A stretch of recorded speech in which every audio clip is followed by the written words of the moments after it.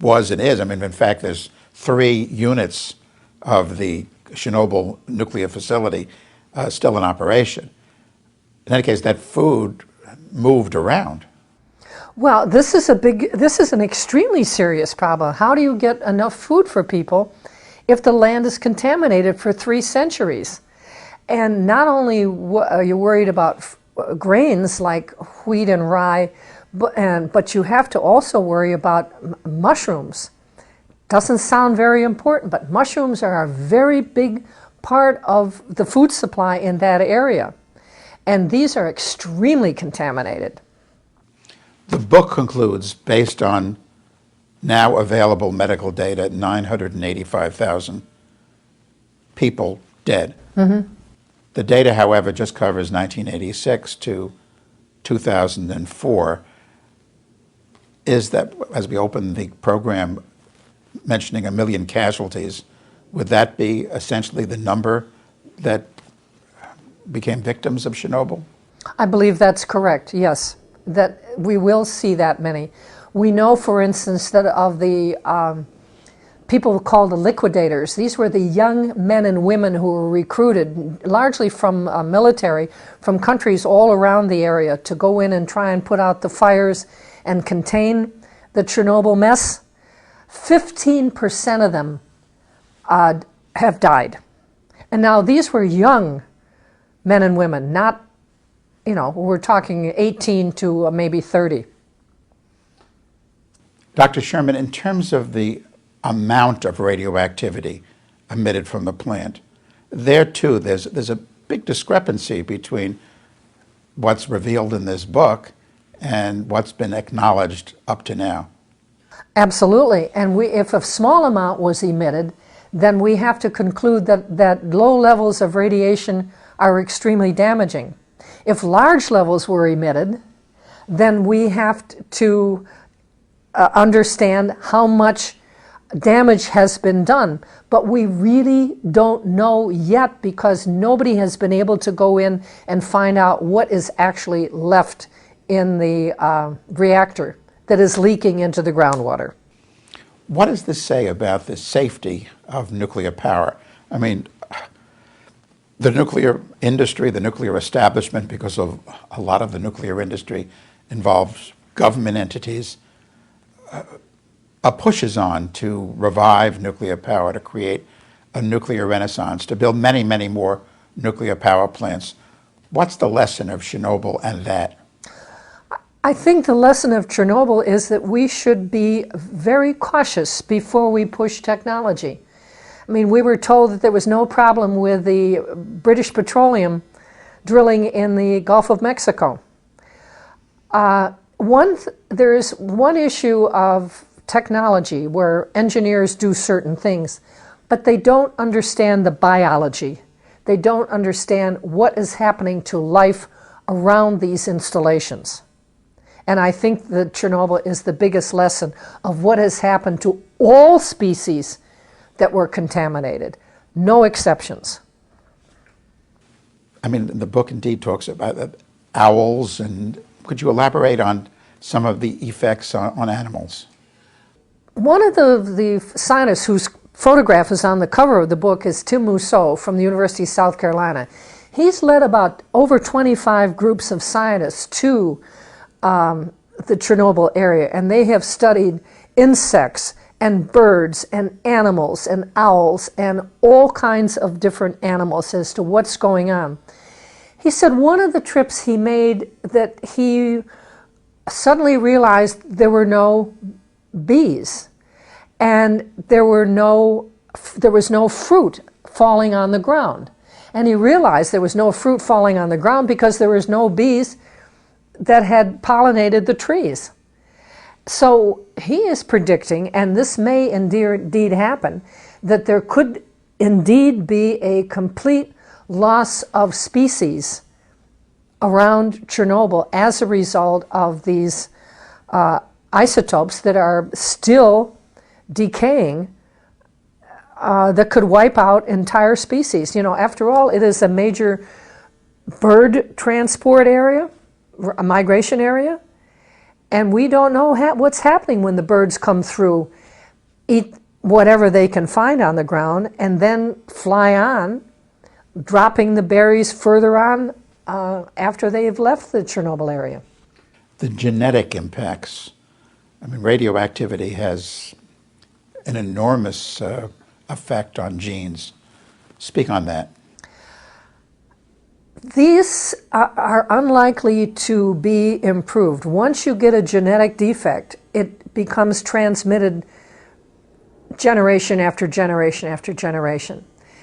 So these defects that are occurring in humans, in birds, in plants, are unlikely to improve the species as they occur. What kind of genetic defects are you speaking of?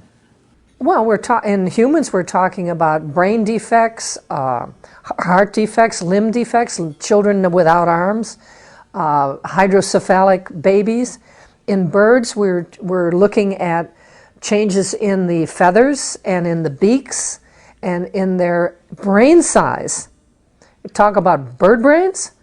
These birds are not as smart, and they're not going to be able to function as well as the birds that are not changed. We know that the plants have been changed irreversibly. You know, this is not rocket science. We know where these isotopes go. We know that iodine goes to the thyroid. We know that strontium-90 goes to bones and teeth, particularly of the unborn. We know that cesium-137 goes to the heart and to the muscles. This is not a mystery. And if we know this, we can predict what the adverse effects are going to be. And indeed, they turned out to be just that, and it's proven in this book. This has to constitute one of the claim that just a few thousand people died as a result of the Chernobyl disaster, one of the biggest lies in history, no? Absolutely. And they've been able to get away with it. I mean, we need to put pressure on the WHO and the United Nations to separate the WHO from the IAEA. Not just on the international level with the International Atomic Energy Agency and the World Health Organization. Here in the United States, the Nuclear Regulatory Commission has too tried to minimize the impacts of radioactivity. You're absolutely correct. And I can go back to the Atomic Energy Commission before the Nuclear Regulatory Commission. I worked for the AEC at the University of California in 1952. That was my first job out of college. And if I could figure out, with my limited experience at that time and my limited education at that time, that radiation was harmful, then other people could figure it out. We have had secrecy and lies to the American public for decades about the effects of nuclear radiation. There have been cover-ups, there have been falsification of data, there have been people who said, well, don't worry about a little strontium-90, don't worry about the tritium coming out of the plant. We know that Davis-Besse almost melted within an inch of its containment as a result of poor maintenance. And I believe it's just a matter of time before we have another nuclear problem somewhere in the world, if not in the United States. Well, why? I mean, you were within the nuclear establishment way back. We're talking about a half century ago. Yes. Plus. I mean, it had to do with money? Does it have to do with promoting a technology that these people are connected with, the nuclear scientists? Why the lying? Why the deception? I think it has to do with many things. I think it's the money and the control is on corporations who are promoting nuclear technology. But we also have enormous scientific ignorance in this country. People who really don't understand biology. I think if I lined up 20 people let's say in a mall someplace and said, put your hand over your liver, I'll bet you half of them couldn't do it. And to explain to people what's happening with nuclear radiation, I think our educational system is so poor these days that children are not learning about biology and physics and chemistry, and it's essential because it's such a major part of our culture and our economy. As you plowed through all this data, the consequences of Chernobyl, did the experience back decades ago, connect in any way to what you were doing? Oh, absolutely. I mean, this has been known for decades. The adverse effects of radioactivity have been known for decades. This is not something that has just occurred in the last couple of years. I mean, scientists who have any knowledge whatsoever of physics can figure out where a isotope is going to go in a body or in a plant or in a bird.